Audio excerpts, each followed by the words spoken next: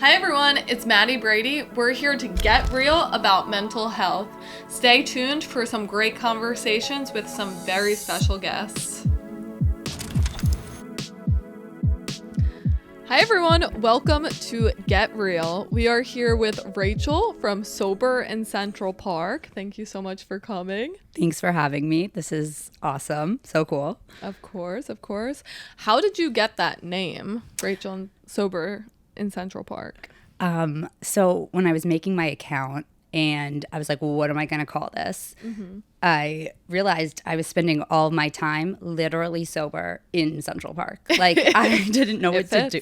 Yeah, I didn't know what to do with myself when I stopped drinking. And I just started going there with my dog and exploring the park more. And it became such an important piece of my sober journey. And I also, not gonna lie, it was like, okay, well, I can just post pictures of Central Park and like write whatever I want on it. Like I didn't even think I was gonna show my face at first. The third post in, I had a transformation picture, so I quickly changed my mind.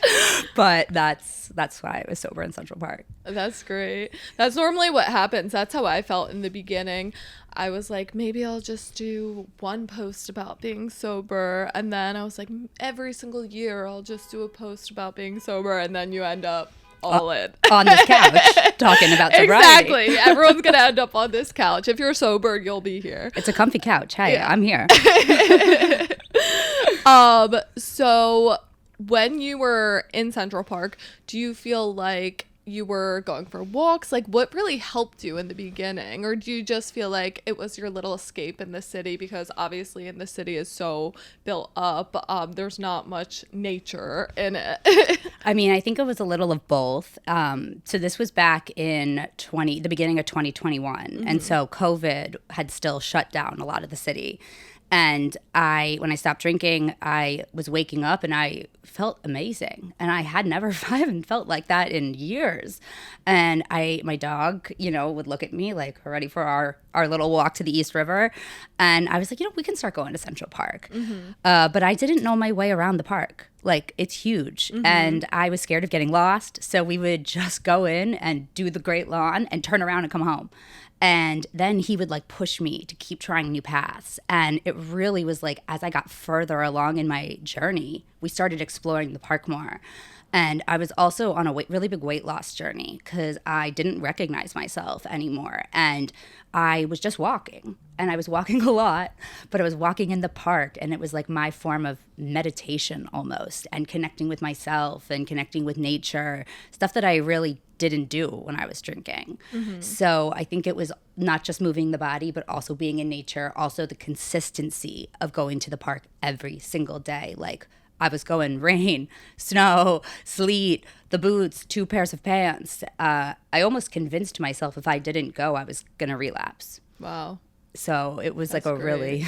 So it really played a large role. I only ask that too because I know for myself when I go for runs or I'll do a little power walk, but I predominantly run. That is like my time where I self-reflect and I look at my week and I really think about everything. And sometimes I even revisit the old days in those times because I feel like sometimes if you don't revisit it and think about the gratitude you have for where you are now compared to then, you can get caught up and forget about either how bad it really was or how far you've come. Because I know for me, I'm always just trying to get higher and higher and higher in my career, in everything I'm doing with this. And sometimes you have to think about, wow, I really have made it far. Totally.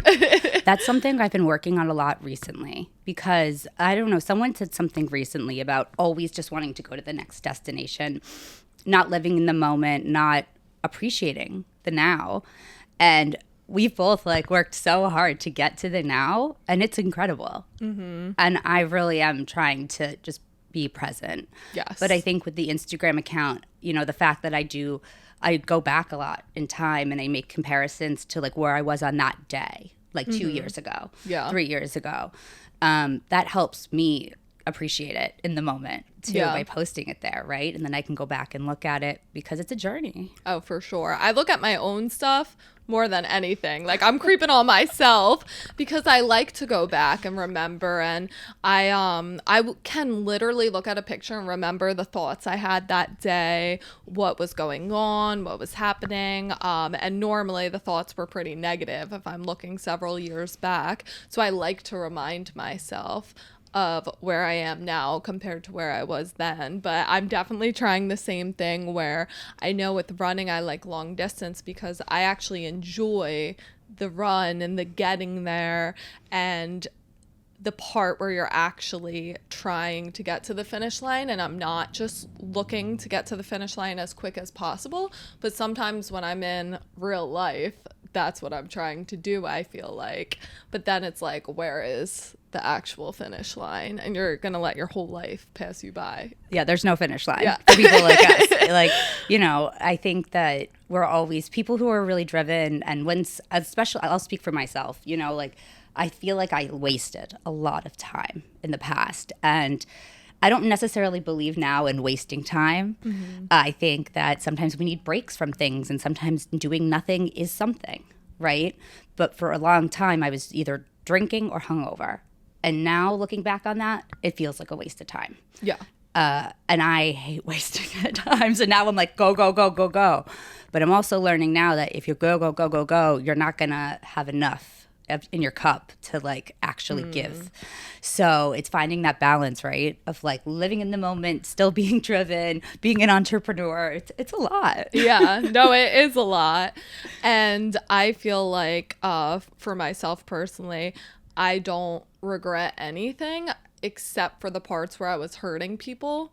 That I would say is my only regret. But I do the same thing where I look back and I beat myself up about things sometimes, but then I think overall I really don't regret anything because we wouldn't be where we are today. We wouldn't have the drive we have today or the motivation to do these things and keep going and get to the next level if we didn't have those experiences and if we didn't waste time in our past. Totally. Really? I mean, I think back to, I just officially was divorced in January, or at the end of January.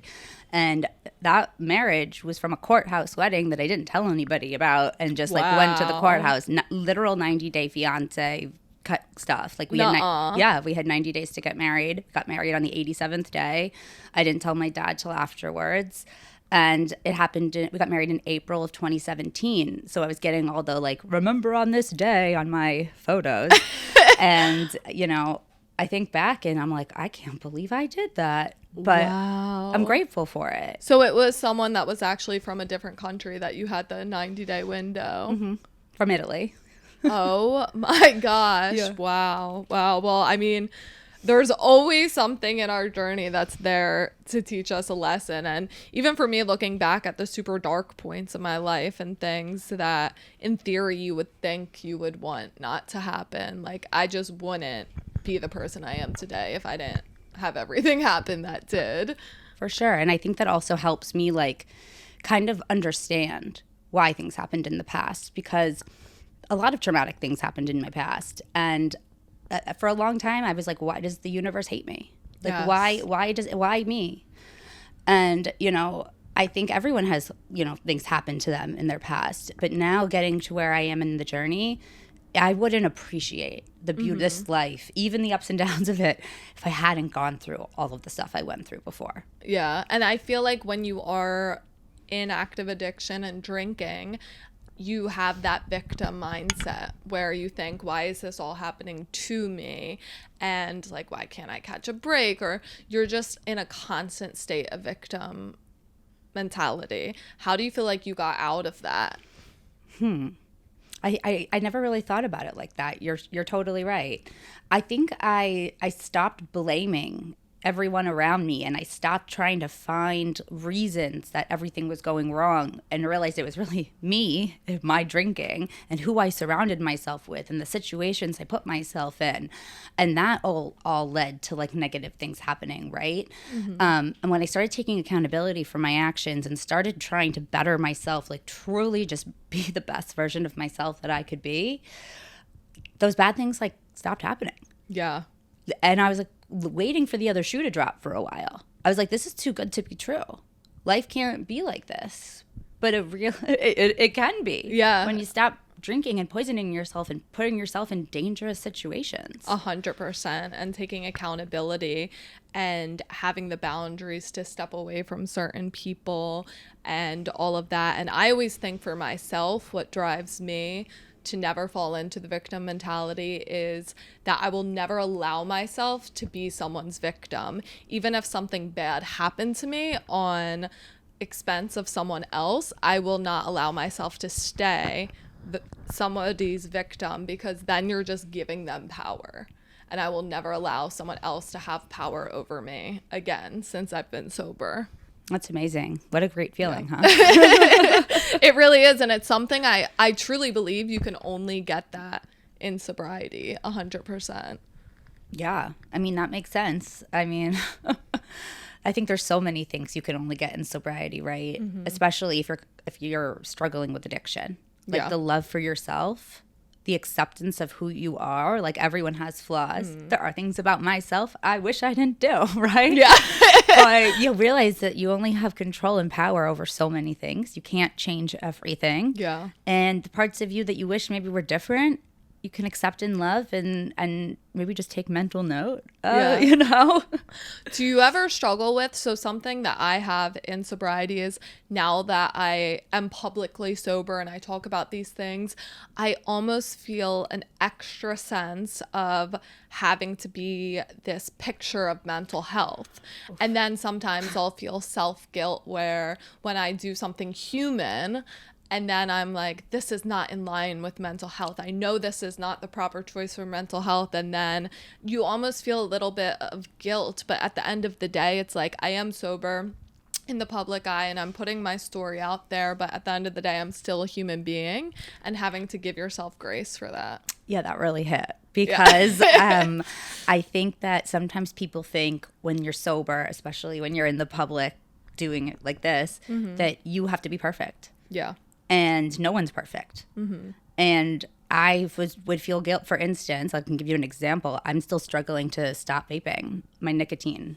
And I didn't really talk about that on my page. And then I got hypnotized 2 weekends ago because I'm really trying hard. And it's part of my journey. I'm ADHD. I produce less dopamine in my brain. Anything that triggers that receptor is really easy to be addicted to. And I've had a 20-year relationship with nicotine that I'm trying to break. But when I posted that, people unfollowed, people sent me stuff. Wow. And they judged me. I mean, most people were really kind, but I think people like to create this image in their head. And if you don't fit into that image, then they are upset. Yeah. And I never said I didn't smoke like vape the vapor. I never said I didn't. I just am alcohol free, right? Yeah. And I'm trying to expand my journey and share that with people. Mm-hmm. And I also had a lot of people reach out and say, thanks for sharing it. I'm struggling too. Mm-hmm. So yeah, there's a lot of pressure. Oh, definitely. I mean, so I'm now over 4 years, and I just look at the change from even when I was 1 year, I was still doing X, Y, and Z. 2 years, like, there's things that I've built on, and it's something that takes time. Like, you have to realize that we've had patterns our entire life that we follow or we give into, or certain things about ourselves that made us get into alcohol in the first place. So it's a journey that you really have to keep plugging away at and tackle one thing at a time. It's not that you're automatically sober and then boom, everything's into place. And that's the reason I wanted to do this, because I remember probably around the 1 year mark, I was pretty low, and I just felt like I did all this stuff. I got sober, I did what I was supposed to do, and I still didn't feel where I expect it to feel. There were great days, but then overall I just felt like something was off, something was missing. There was still a lot I didn't face in my journey yet. And that's really why I wanted to bring this to light, because I felt like it's not just a picture, a transformation picture where it's, I used to look like this and now I'm here. It's such a long and rigorous journey in sobriety, and there's so many lessons that you have to learn along the way. Like, even when I was a year, maybe two even, definitely too, honestly.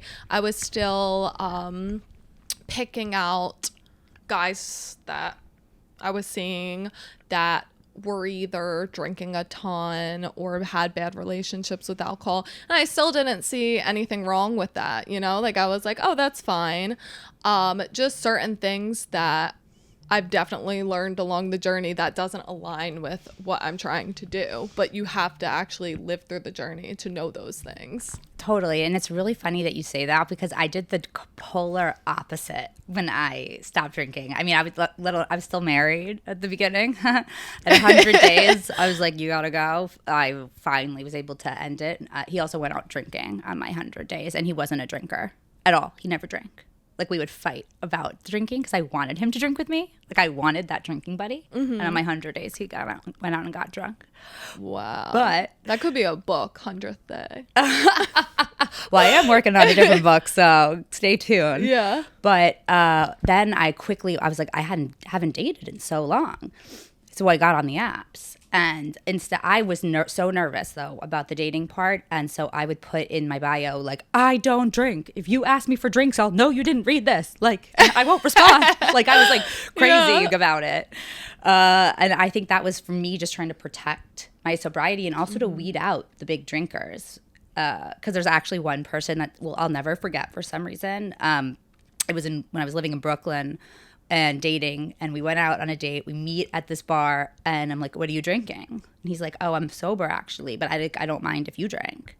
And I remember looking at him being like, how dare you not tell me that you're sober? And I judged him, and I like stayed for a little, and I left, and I don't think we ever talked again. Wow. And I still think about that sometimes because, I mean, obviously at that time we probably shouldn't have dated because I had a serious drinking problem anyways. Yeah. But it's just wild. The people that also like stay in your memory. Yeah, for sure. Yeah, no, I had like right now, I would 100% be with someone that does drink as long as it's not an issue. But no, in the beginning it was definitely people with issues. But it's like I grew up an athlete with this very intense personality, so I'm attracted to that. And normally, 9 times out of 10, they might take the drinking a little too far. Totally. It just goes hand in hand. Mm-hmm.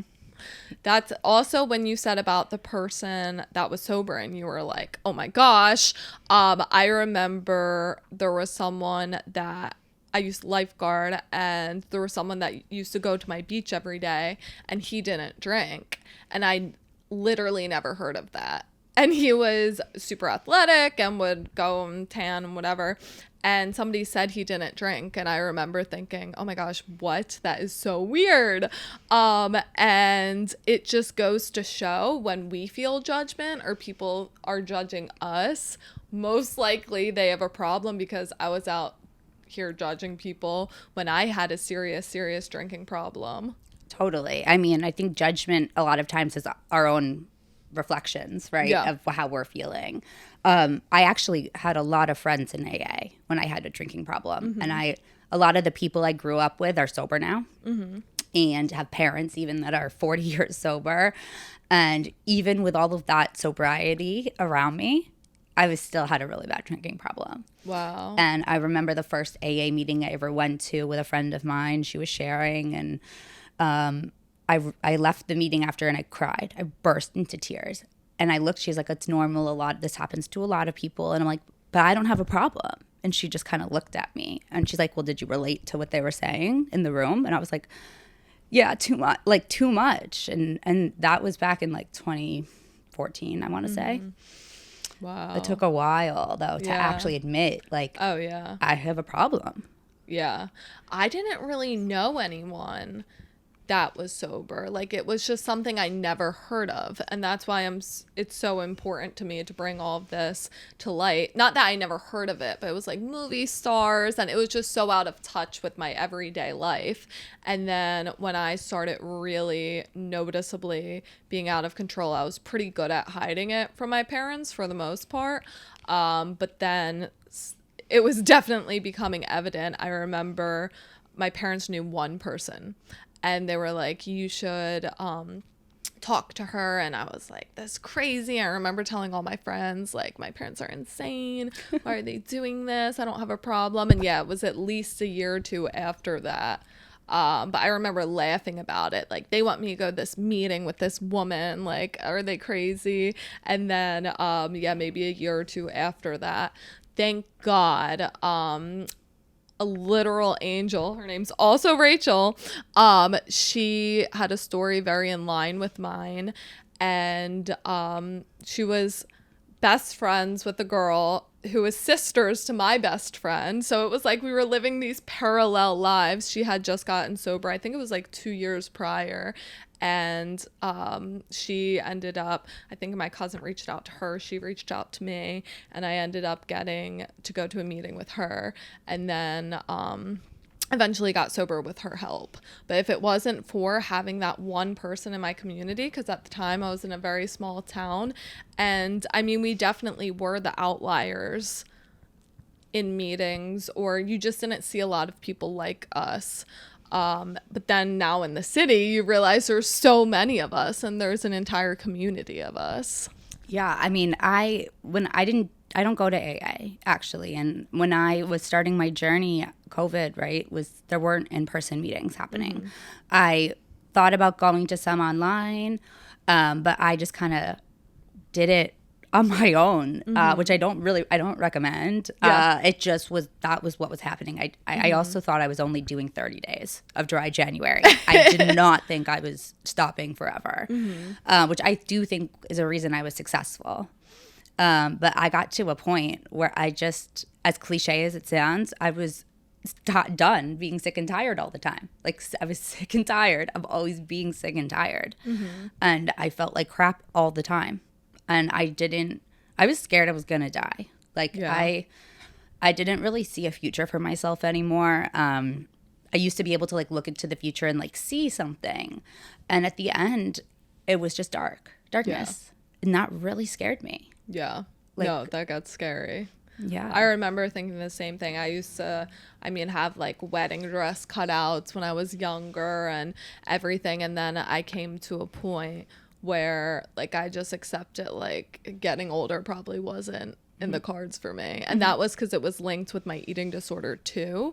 And I knew that was getting really bad. And I just knew like there is a chance this might not make it to the other side, which is a really scary thought. Do you feel like that was the point when you realized you needed to get sober? Was there one pivotal point where it clicked? I know you just said there was the 30 days, but when you got to the end of the 30 days, like what hit? Well, no, before the 30 days, I knew. I mean, there were a few moments. There were, the first big moment that I remember was in 2015, the summer of 2015. I was with a friend of mine in Italy, and we were on a vacation together, and she's sober, and I was drinking by myself, and I ended up passing out somewhere in a club. She was already back at the hotel, and I had to be carried back to the hotel, and I woke up in the bathroom, and that's kind of when she was like, we need to talk about this. Like, this is a problem. And I think I said to her out loud, like, I have a problem. Yes. I might have just said it to shut her up. I don't know. Like, but I remember that being the first time I ever said out loud, like, yeah, I have a problem, but I can't stop now. I'm not ready. I said that to her. That was summer of 2015. So then it took until COVID when I thought that was exactly what I wanted, was to not have to worry about going to my job that I hated at the time. I didn't have to worry about all of the commotion of life, right? Things kind of just paused. I could eat whatever I wanted. I could drink whatever I wanted. And my mom actually had let me come and stay at her lake house in New Hampshire because my apartment lease was up April 2020. So I left the city and I just like laid on her couch for months watching TV and drinking. And I kind of thought that would make me happy, but it made me not happy. Yeah. And I was like, wait, so I thought this was what I wanted. Like, when am I going to be happy? And I remember like the moment that it clicked. I was drinking by myself in the lake in a floaty, like alone, trying to tan. And I see a runner go by me. And I remember thinking to myself, like, what a loser. Like, loser running. And I was like, wait, he is like making himself healthy. He's working out. He's like trying to better himself. And I'm laying here like a blob drinking alcohol by myself in the lake. And I was like, how do I get the motivation that that guy has? And I was like, oh, he's probably not drinking whiskey and passing out on the couch every night like I am. That would make sense. Yeah. And that for some reason, like I had like an out of body experience. Wow. Like I can see myself in the lake right now. I can see like above me, and everything clicked. And it took me another 6 months to stop with dry January. But I worked towards it. Like I did a week or like 2 days, no drinking, 4 days, no drinking, just to test the waters and see if I could even do it. Cause I was really scared. That's crazy how you add such a switch in that moment. Like you literally started the internal conversation, what a loser, and then ended up being like, wait a second, he's actually doing something right. I was like, why am I calling this guy a loser? I didn't understand. Like I had to stop that's another thing with ADD, right? I have like multiple conversations in my head going on. Mm-hmm. And I think for a lot of my life, they were all kind of negative and kind of like, you suck, like negative self-talk to myself. Yes. And then when you talk to yourself like that, you're going to think that about other people, even because it's not them, it's you know? Yeah. So I was like, wait, this guy though, he's not a loser. I'm the loser. Oh my God. Like I'm sitting here by myself with no job drinking alone. Yeah. Like that's not okay. No. Well, it's a really good thing you realized that. How did the weight loss journey play a role in the sobriety? Do you feel like it was one thing, or because I know that's a really big part of your journey and something you share a lot on your social media? So I don't necessarily try to share the weight loss journey. It's not an intentional thing of me sharing the weight. That's just what I looked like when I was drinking. That's just the plain, and I really like to make that clear because it's not about weight. Yeah. But when I looked in the mirror at the end, I did not recognize myself. And I felt badly, all not because of the image, because I literally didn't feel good being at that size. And what happened to my body then is because I wasn't metabolizing my food. I wasn't getting my nutrients. I was drinking so much, it really messed up the way my body was working. And I was only like that heavy for the last few years of the drinking. And when I showed the transformation, it's just when my drinking was really bad, that's the weight I was at. Mm-hmm. And I just want to show, it's mostly in my eyes too, that you can see the biggest difference. You can, yeah. But it's hard to show, I can't show the anxiety that's gone down, and I can't show the depression monster, like we call it the monster, that's gone away. There are so many things besides the weight. Yeah. But for some reason, that's what gets people's attention online. And then I try to write really long captions and hope people read them. But the weight, it did act as a big motivator in the beginning because my sister was getting married, and she was supposed to be, her wedding was supposed to be in June 2020. And then COVID happened, and I had been praying for a pause because I was so anxious about her wedding. I was the maid of honor, and they literally didn't even have a size that I could try on in the store here. Wow. And I remember, I have pictures from that day, and I remember like crying in the dressing room, being like, I don't want to go to my sister's wedding. I don't want people to take pictures of me. I never let people take pictures of me ever. Like those pictures that I put on my side-by-sides, I was never going to let the world see any of them. And it's kind of freeing for me now then when I post them to show that I don't care anymore. And that version of myself was really hurt. And she really was just surviving. Yeah. But when I did the first 30 days, I really did want to lose weight too. I wanted to get healthy, and that's part of being healthy. Mm-hmm. So I did Weight Watchers, which is like WW now. And I had tried it in the past, but in the past I would always like drink my points because they give you the points to have every day. So I was like, okay, I'm not drinking for these 30 days. Let me see if I can do WW because maybe it will actually work this time. And so I'm not like drinking the points. And so between that and going to Central Park every morning and walking like 6 miles with George, like my dog, and the WW and the not drinking, I felt amazing, but I also lost like 15 pounds in a month, the first month. And I had a lot to lose. And I feeling good and then seeing a change, I was like, let's just see how long I can go. And then everything started transforming. And it finally clicked. And it was something I'd been working on for so long. And removing the alcohol was what allowed me to stay consistent and what allowed me to make a healthy. I hate cooking. I'm like, I swear, I'll put sweaters in my oven.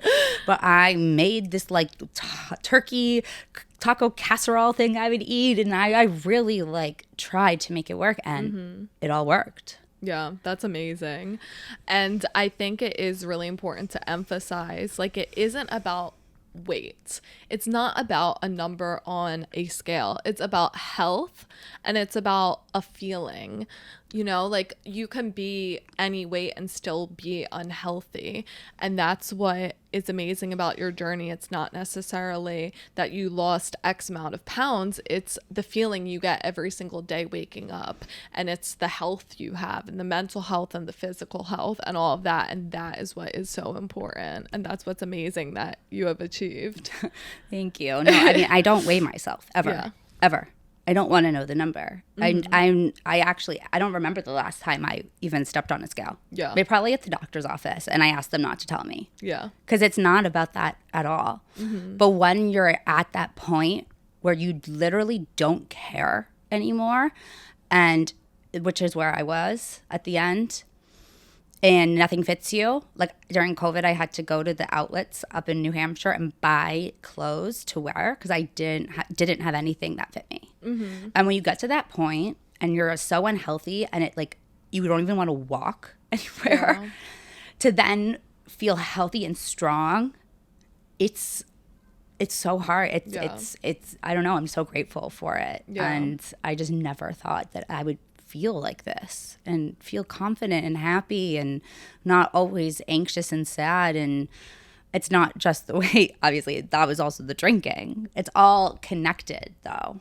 That's what I've really come to learn is like mental health, physical health, spiritual, all of it. Yeah, all encompassing.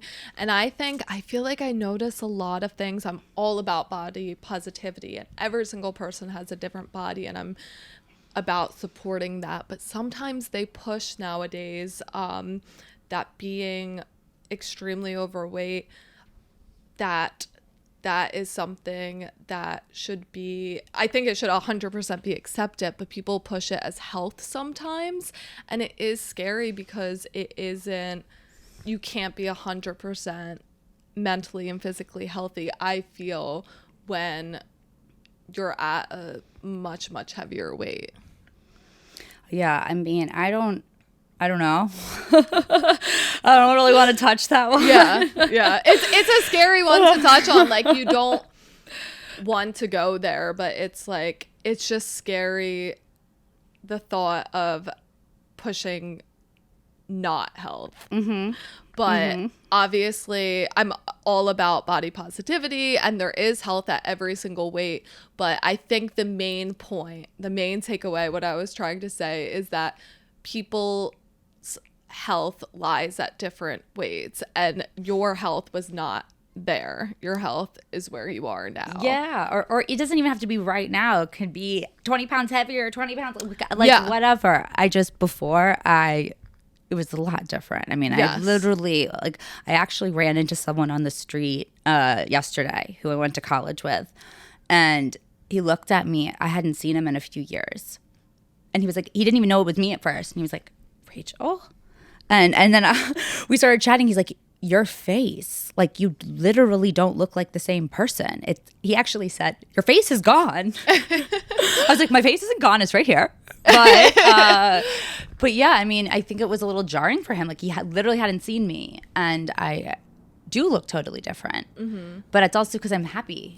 That's the main thing. And it's like your skin is glowing, your eyes are glowing. That's what I really see in the pictures, and the difference is like there's a glow to you that is completely missing in the before pictures. Because I was not happy in the before pictures, and I was miserable, and those those pictures are like just what my life was for so long. Like I would say from 2017 to 2021, there was no light. There was no sparkle. There was no, I didn't even know it was gone.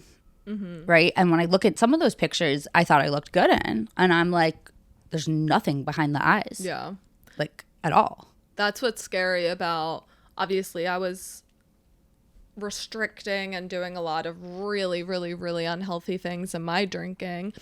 And there's pictures that I thought I looked so great in. Well, first of all, with the eating disorder, there's a complete delusion where like you think this unhealthy thin looks good and it doesn't, but because it's unhealthy. But then also like you see it in my face, you see it in my eyes. Like I look overall sad when you look back looking at it, but in the moment it's crazy you can't recognize that when you look at the picture. I remember looking at pictures and being like, oh, this is a great picture, you know, like this is the one. And then you go and look at it and it's like I just looked lifeless. Totally. Completely lifeless.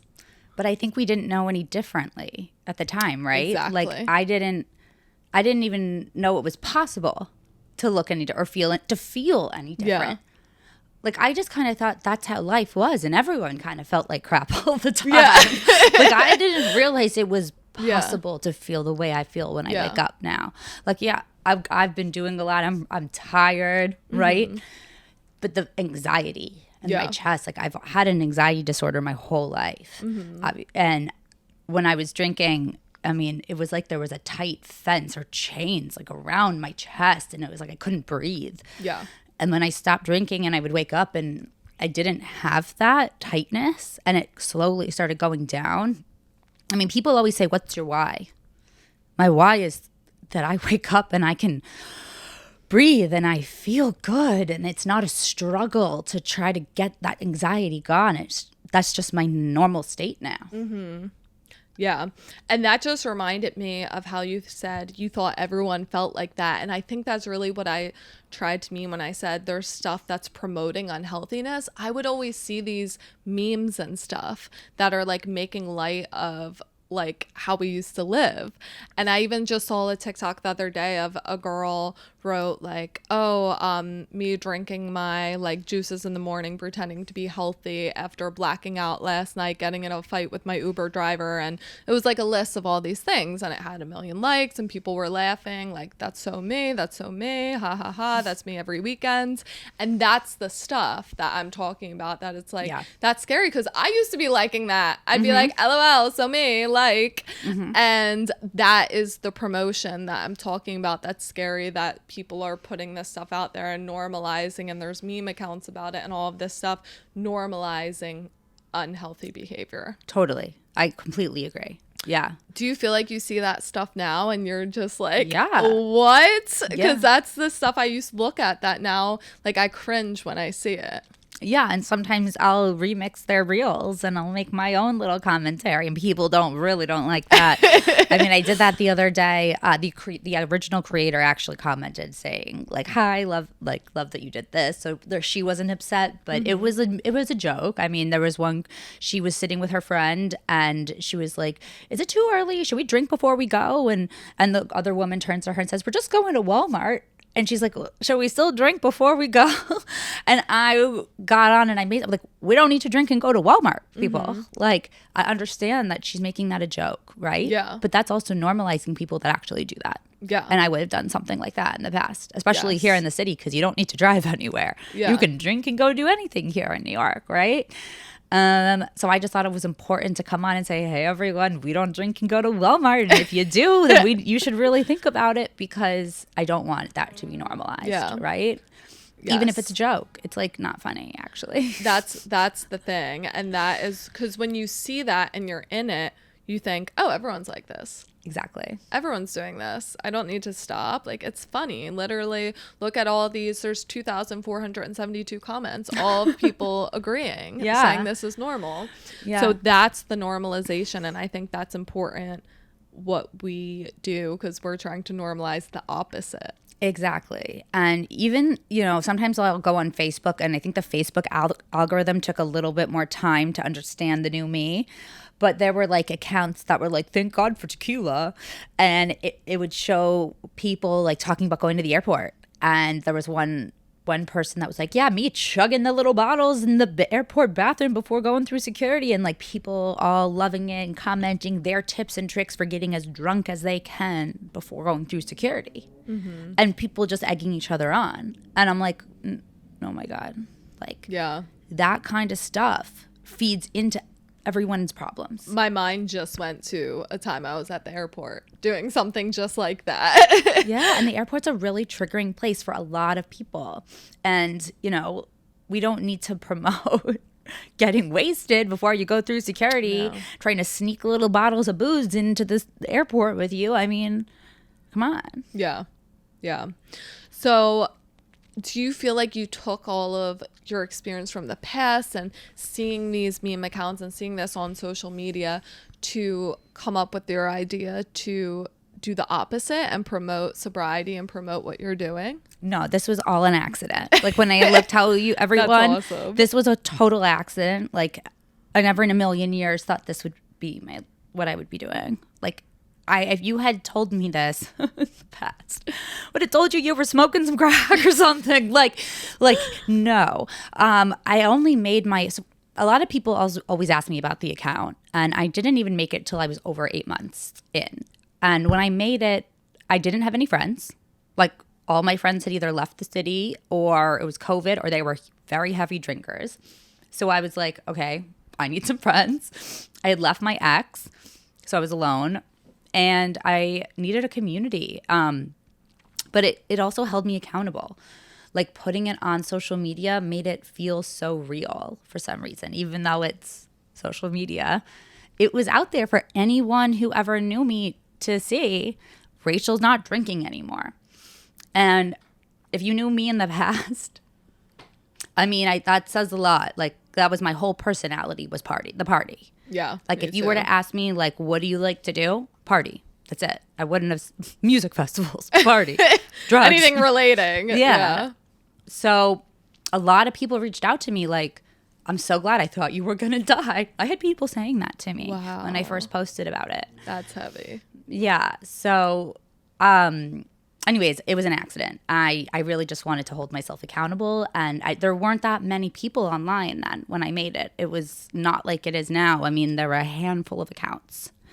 And very quickly, when I made the account, someone reached out named Sober in Seattle. And she was like, hey, like, you want to help me build a community of people around the country that are doing sober stuff and having meetups? And I was like, count me in. Like, yeah.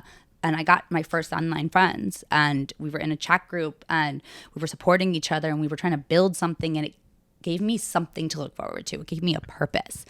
And I don't know if my account would be what it is today without Alex reaching out to me from Sober in Seattle, and without some of the people that I met then, because they like kept me going, and they gave me a drive and friends in this sober world that I didn't have.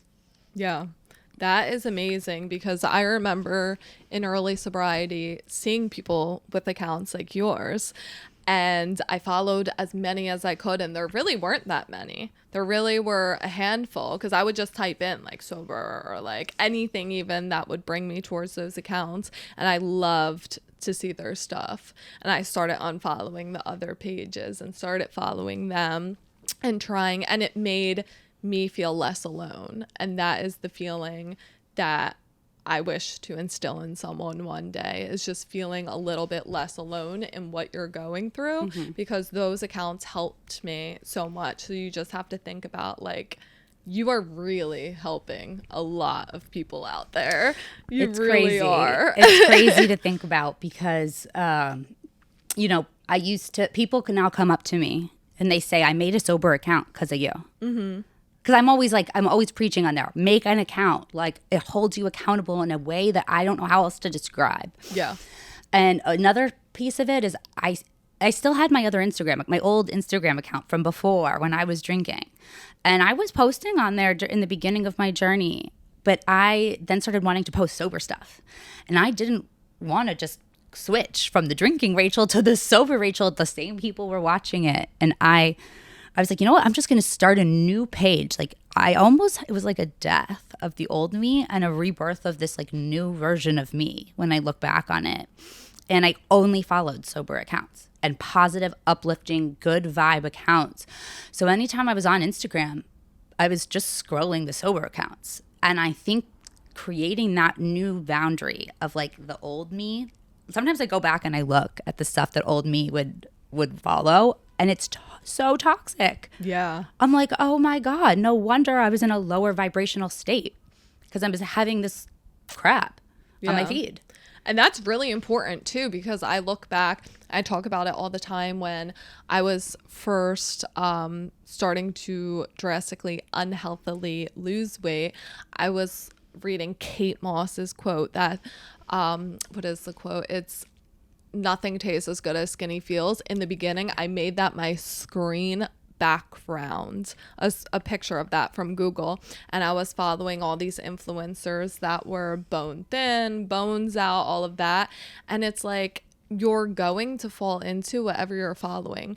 If all day every day all you have on your feed is the Kardashians, that's gonna be, now you want a huge butt and to look like them. And like I think it's really important to follow and curate your Instagram to what you're trying to get out of your life and who you are and who you're trying to go towards. Totally. I mean, I think that's a big piece of it even now. And I'm not scared to unfollow or, you know, create the boundaries because social media is energy too. Mm-hmm. And we're able to take energy from other people's feeds, right? And I have people message me and they say, your energy, like I could feel it. And oh my gosh, the messages are amazing. I mean, really, that is what keeps me going now. I mean, I always was searching for my purpose. I never, ever knew what I was supposed to do, like in terms of my career, in terms of anything. And my two younger siblings, like they knew pretty early what what they wanted to do in their careers. And they knew in college, and I was like a lost puppy, like, but I did know I wanted to do something that was like helping society. And so I worked in the nonprofit space up until I left my job in January. And I worked in nonprofit philanthropy where I like to tell people I felt like Robin Hood because I would like take money from the really, really rich New Yorkers and give it to people who needed it. But when you're doing that kind of a role, it's still really networking. And I really didn't see the people I was ever helping. And like that kind of, you have a disconnect a little bit. So when I started recovering out loud and getting messages from people, and people would say like, I found your account 6 months ago and now I'm 30 days sober. And I would get those kinds of messages. I was like, oh my gosh, like feels like what I'm supposed to be doing. I feel like this is it.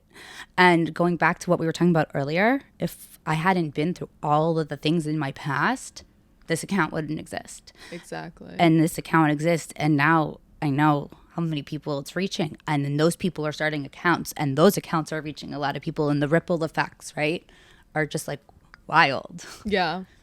I remember when I first decided to do my very first post about sobriety, thinking like I didn't want to get too into it because I didn't want sobriety to now be my entire personality. And it's like, if you know me in real life, you know there's so much more to me and there's so much more that I'm doing.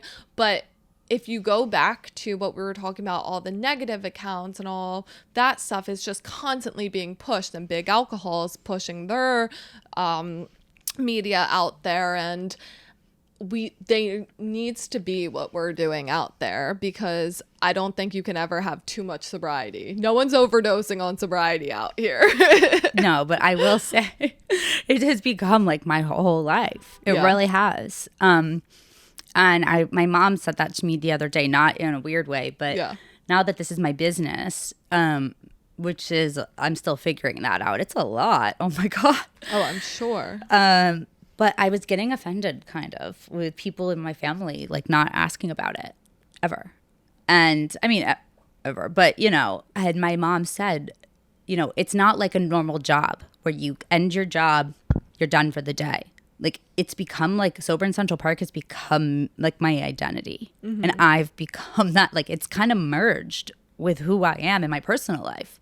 So I was getting like personally offended by people not in my family, like not wanting to know. I think some of the time it also is because of their own drinking Yes. you know? Yeah, that's what I thought. Yeah. But that's a different conversation. But yeah, it's been a little tricky kind of navigating changing relationships, also having the public attention, and still trying to figure it out for yourself. I'm not perfect, you know? Yeah. I'm still figuring it out, and sometimes it can be a lot of pressure.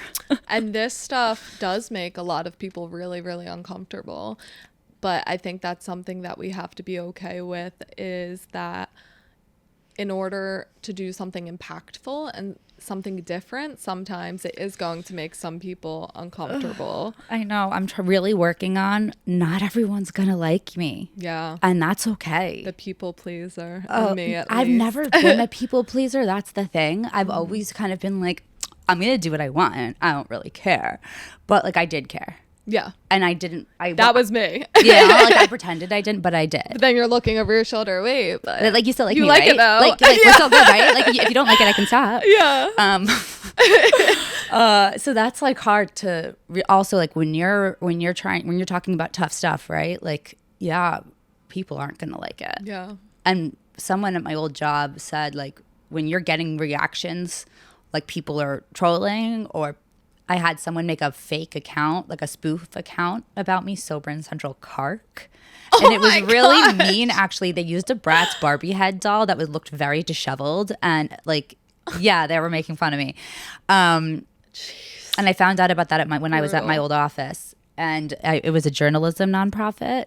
So he was like, one of my coworkers was like, if you're having people spend their time making an account about like that, you're doing something right. Exactly. It was still hard. I still cried. But it made me realize, like, oh, wow, okay, this isn't going to be easy. This is going to be a little bit of a messy, tough journey. But let's do it. Yeah. And you eventually build the actual confidence. Like for me, it was faking it till you make it. Like I would be so nervous when I would post about it. If I did hear someone say something, it would emotionally affect me. It definitely would. But now I'm at the point, unless it's someone I really care about or I have a great relationship with and it's coming out of left field, like some stranger's comment is not going to affect me now. And that's something that I did not have in the beginning. Yeah, I took everything extremely, extremely personal. Yeah.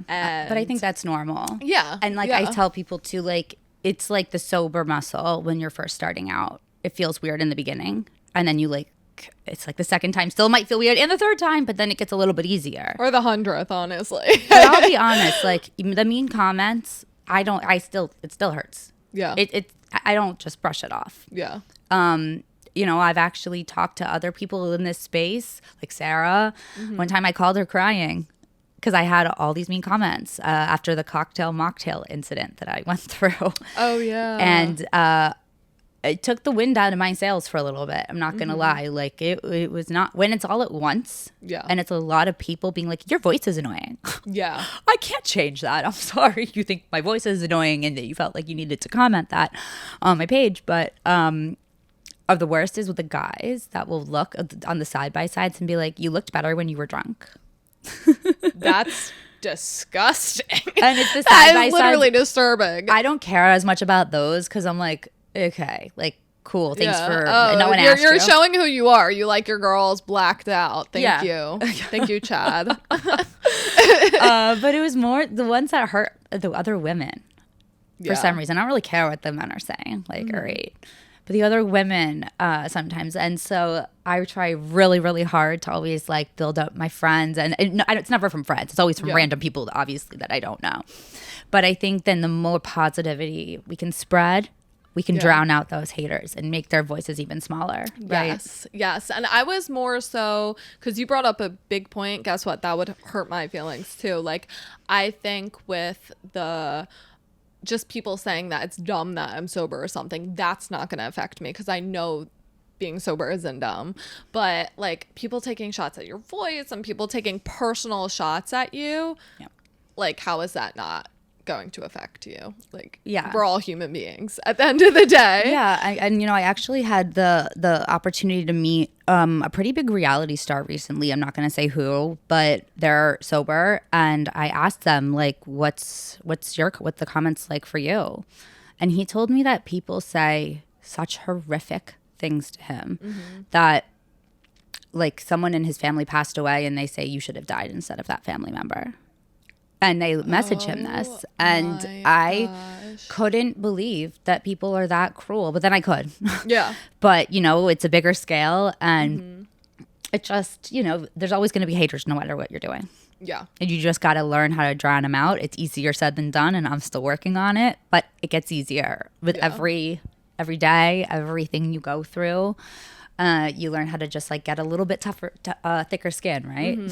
Yeah. And I love the women building women up, like the fact that we all know each other now. And I'm so glad that I started doing this podcast because I've gotten to meet the most incredible people and the most incredible women doing great things in the space, doing great things with their life, and just being incredible people. And that's something that is such an honor to be a part of and to get to meet all of you guys. And I love that mindset of like, there's enough space for everyone. It doesn't matter what industry you're in, what field you're in, there's enough space for everyone to win, for everyone to eat, always 100%. I think that sometimes other people try to insert themselves and cause drama or whatever that doesn't exist. That's what I'm like learning, right? And I think it's something that was almost learned, like it's natural for women in business or something like that to be competitive. And I just think it's important for everyone to look at each other and realize there is no other competition except the competition with ourselves. Totally. And overcoming what's inside of us. Because at the end of the day, like, there's really nothing in life unless it is literally a running race or a physical race where there is a first place podium. There's nothing where there's only a spot for one person. At all. Especially Ever. in the sober Yeah. community. Like, we need as many people as we can get. Actually, so I hired a coach about a year ago when I was trying to figure out like, I want to write a book, but I don't know what I'm doing. And the account had started like growing really quickly. And Instagram had changed their algorithm then, where they were starting to put just random people's pages, like pages on your feed, whatever, you know what I mean? And that's when everything went crazy. And I remember talking to the coach I hired, and she was like, you should do coaching. And I was like, no, I don't know. It's like, not for me. And she's like, no, listen, like, you can hear the same thing over and over from so many different people, but it's not till you hear it in one certain way by that one person's voice that it finally clicks for you. And she's like, I want to build like this army of like sober people that are on here talking and spreading the message. And I remember asking her, I was like, well, what about competition? Like, is there a competition for you? Like, you know, I had no idea. Yeah. And she's like, no, like there's room for everybody. And even if we're all saying the same thing, like it's going to resonate with people differently. And because I was like, I don't want to go into something if you're telling me there's a million coaches already, you know, what's the point? And she changed my mindset on that. Right. And it's like, okay, yeah, there needs to be as many people as possible spreading the sober message and trying to like lift everyone else up, whether you're coaching or events or anything, you're doing books, writing. I mean, you know, think how many bars there are in the city. Think how many like, I don't know, clubs there are. Like, you know, there's the sober community in comparison. Yeah. It's like nothing. It's very, very small. Very small. Yeah. I mean, I love collaborating with other people. Like, I think that it's all about working together and like building each other up. And like, I think if when I meet people, that first thing I like want to get to know them. And then I'm like, how can we collaborate? Yeah. Like, that's like my second question, because I think there's a way for everyone to always kind of find some thing between them that's like a similarity or a way to help each other, right? Definitely. Yeah, and we all have a little bit different of a tone about us, and that's what's going to hit people differently. I mean, think about teachers in schools. Certain kids like different teachers, certain people like different coaches, and it might be for the most random reason ever that I might not be able to hit someone, and they decided to listen to this podcast, and because of you saying it, now they want to be in. Now they want to change their life and start making healthier choices and all of that. And it really is like, why would you limit the community, especially in what we do, that it is something that can essentially help people. I mean, even if you want to talk about business terms, like Pepsi wouldn't be Coke without Pepsi and vice versa. And that's trying to get monetary value. At the end of the day, here we're trying to achieve just helping the community. Totally. And building each other up. Totally. And I know for me, like, it's not all about, oh, I'm trying to help everyone else. It helps me too. Oh yeah. This helps me. Yeah. I mean, I will say though, for me now that this is my full-time job, because it got to a point where I either had to stop doing Sober in Central Park or I had to do it full time because of the amount of messages and things that were coming up that like I couldn't do. I felt like I was leading a double life. So now that this is my full-time job, I actually see it in a little bit different light. Like, it's always about helping people and helping the community, but now I got bills to pay too, right? Yeah. And that's been a little bit of, I'm still learning exactly how it's going to look. And I think you have to try different things and play around with different things. But that's been a big thing for me personally, is also telling these brands with marketing budgets, I don't work for free anymore. Yeah. And I did a lot of work for free for a year. I put in a lot of stuff, time and effort. Yeah. And now that's changed. Mm-hmm. And that's been hard. And having to know your value. And also, it is a business at the end of the day. What you do is a business. And you think about how many businesses are out there to hurt people or just monetize off of unhealthy things. You're doing something that's actually healthy, and you deserve to be paid for that. And you deserve to have fair compensation for that, for sure. But I know it can be awkward. Like, you're not working for a company to back it up, where you can go back and say, oh, these are terms of business. Like, it's you're the one that has to make the demands. And I'm sure, like, how did you get to the point where you feel more comfortable with that? I don't know. I mean, it's still a little uncomfortable. Yeah. But I surrounded myself with people I trust, and I admire, and I've talked to a lot of brands, right? And I've worked with a lot of different people now, and there's so many amazing people that are working in the sober movement behind the scenes that no one's ever going to see on Instagram, but are some of the biggest change makers pushing this movement forward by either creating products, hosting events, but they don't want to be in the limelight. Like, they're very much just trying to push. And so I've gotten to meet some of those people who have given me really great advice and been just mentors and good people that I need to look to for advice. So I've been really fortunate to meet those people who have told me, you need to be charging for this. Yeah. You can't do that for free anymore. Don't do that work for free anymore.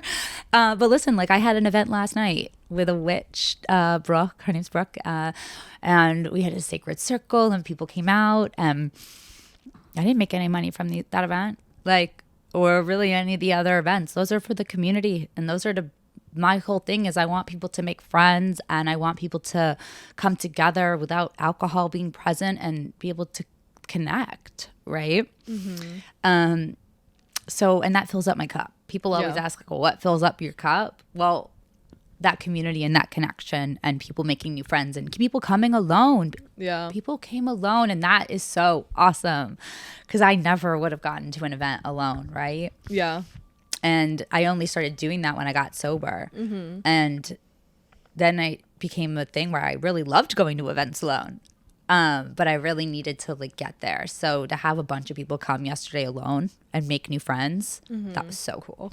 That's something too you have to train in yourself, because it's so uncomfortable and feels so unnatural at first. And the more and more you do it, everything for me was about forcing myself.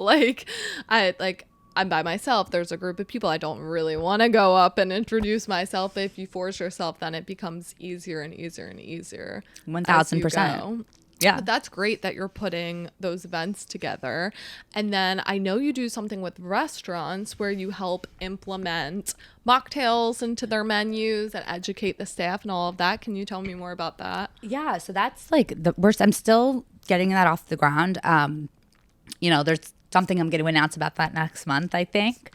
But if you go around the city, mocktail menus are becoming bigger and bigger. Mock zero proof, mocktail. But they're more than just juice and soda. Like, we can make them elevated, beautiful, delicious drinks. And there are so many amazing options out there. And a lot of these restaurants don't even know where to start, or they don't have the time or the capacity to like figure out what they like. I've learned so much about beverage distribution in New York City. I didn't know. I can list you 5 distributors now. I've never worked in the food and beverage industry, so I'll help them like kind of figure out where to start, what distributor to use. And then let's throw a party to let everyone know that like these options exist and you can get this at the restaurant.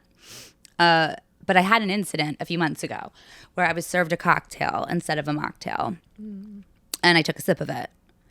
And it was a martini. And it was jarring. Like I could feel the vodka in the back of my throat.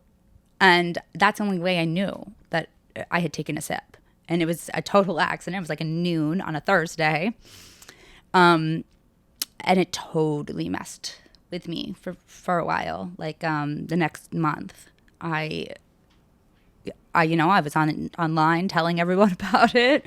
I got backlash. I was pissed at that it even happened. I was pissed at the way I then handled it because I was emotional about it. And it took me like time to realize that happened for a reason. Yeah. That it truly happened for a reason. And I learned so much from that incident. And I'm on a mission now to make sure it doesn't happen again. Yeah. And something similar happened to me like that before too, where I took a single sip. I made sure that I verbalized several times that mocktail, non-alcoholic, all of that. And then I took a sip and I always wondered like if I would even know, but you do know.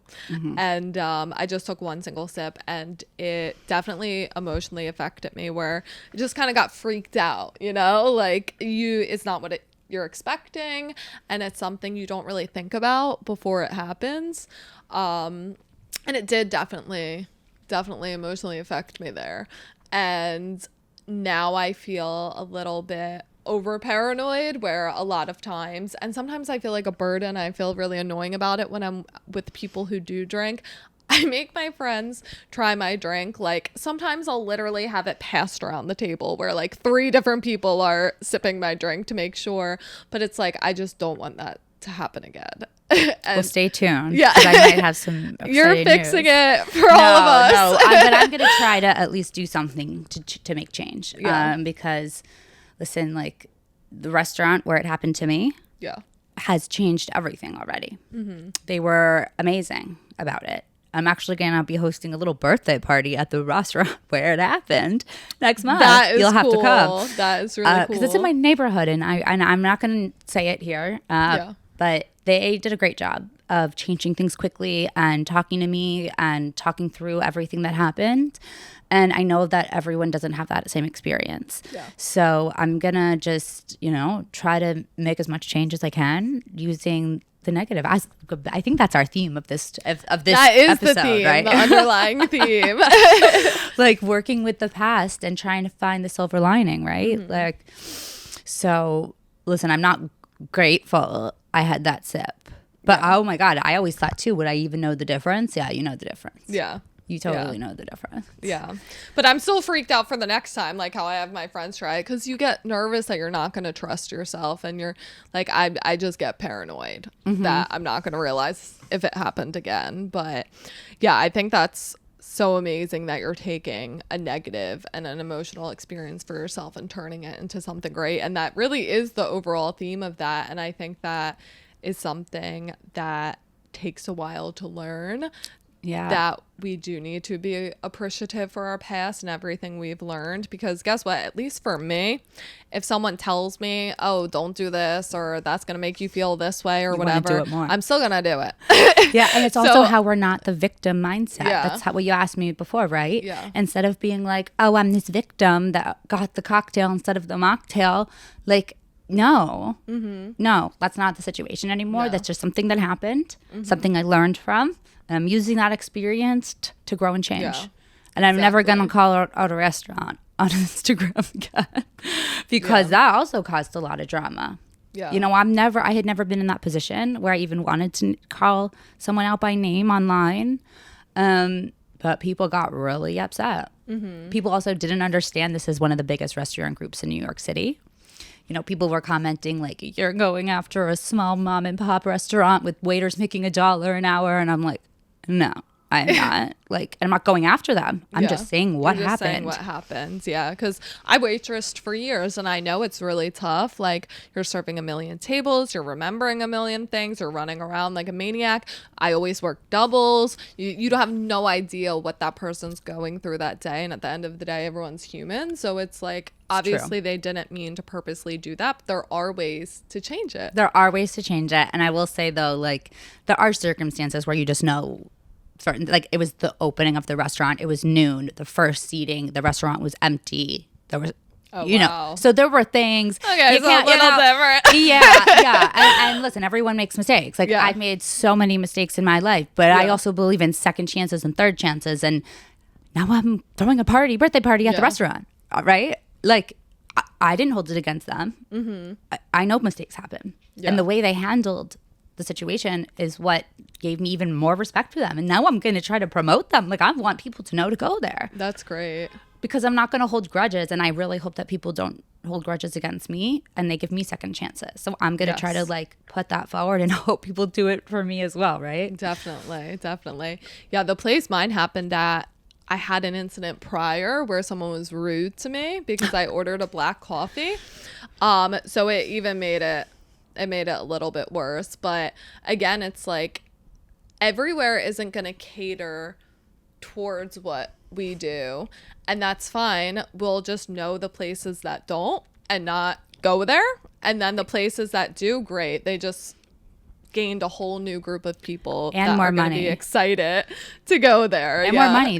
These restaurants make a lot more money per seating. I mean, I'm getting stats. Like, instead of people ordering water or soda, they're going to order an elevated zero proof cocktail that costs a lot more money. Oh, yeah. When places don't have real mocktails and they're like, oh, I can make a cranberry juice and club soda, I'm just going to get a Diet Coke, coffee, whatever. But yeah, if there's a $12 drink that's a mocktail, I'm going to get it. Yeah, and some of these beverages, like the ones that I work with, are actually like functional beverages. So they do something good for your body. Like, they either have like one company I work with, Three Spirit, I'll call them out.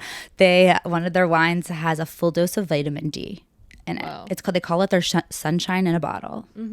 And it's cool. Like, that is really instead cool. of like taking nutrients away from your body, you're literally giving vitamins to your body, and it tastes delicious, and you feel part of the ritual. And like, it's a win-win-win to me. No, that is great because it's actually adding more health to you. Or there's some that are like kind of green juice type things. There's all different mocktails now, which is amazing. Curious Elixirs has a lot. I mean, like, and you're bringing it to the forefront. Oh my gosh. Well, I mean, the founder of Curious Elixirs, for instance, I mean, he's put so much thought and effort into every single drink that he's made. And he's a really close friend of mine. He's like, I call him a mentor of mine. He's just a phenomenal person. But all of their ingredients are super, super clean. And he takes such pride in the fact that they don't have they don't have chemicals. They have nothing bad, no added sugars. And because they care about the product and they care about the people. And so the people behind some of these brands, you know, like, they should be celebrated too. And by me being able to help bring their products into the restaurants, right, and to bigger view, it just makes me happy because these people are working really hard too behind the scenes. And That's great. That's great. And I just feel really grateful to get to know people like you as well. And, you know, like this little like group, like we're going to a party tonight. Yeah. Like, I think that's so fun. Like that there's a big event tonight and a bunch of people we know are going to be there. Look, I'll see you at the event. Like, we're going to walk in and know a lot of people in that room. Yeah. And that's so cool. Yeah, and even someone that's coming on today, a girl flew in from Minnesota that is sober, and I was able to text 5 sober people and get together at dinner, and we're all going to dinner. Like, So I never would have dreamed about that in early sobriety, that was possible. I know I have other people that want to come to the happen. dinner. And I'm like told them, I said it might be a little full by now. Sorry. No, we'll change it. But thank you so much for coming on and getting real with us. And I think really like the theme was how to turn negativity into positivity and how to learn from your mistakes and just keep going, and not only keep going, but keep growing and just coming up with more and more innovative ideas in sobriety and how we can bring it to the masses. Because listen, everyone, like this is such a new industry. There's room for everybody. I want to say that again, there is room for everybody. If you have any ideas of something you want to do in the sober space, just do it. Don't be scared. Try it out. Like there can't be enough of us. And I'm so grateful to have found this amazing, cool community of people, and thanks for having me. And yeah, like you can't change the past, right? But you can learn from it, you can grow from it, and you can use it to your advantage. Sure can. Thank you, Rachel. Thanks for tuning in and getting real with us. Podcast will be posted every other Wednesday on Spotify and YouTube. Please reach out via DM if you want to chat.